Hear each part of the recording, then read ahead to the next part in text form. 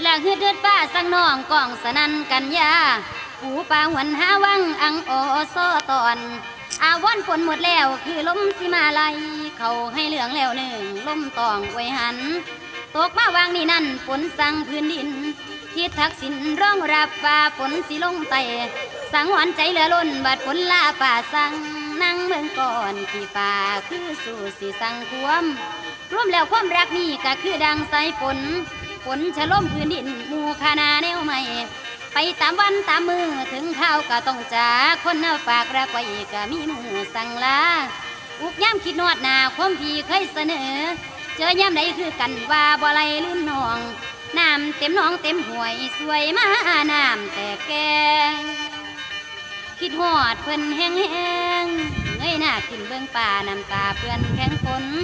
คิดง้อลายลื่นล้นบัดพี่แตงดองนี้ฝนเคยมีแล้วหมดไปแม่นหนาวสิมาเท่าสีเบ็ดแพงห่มเฮากะทิน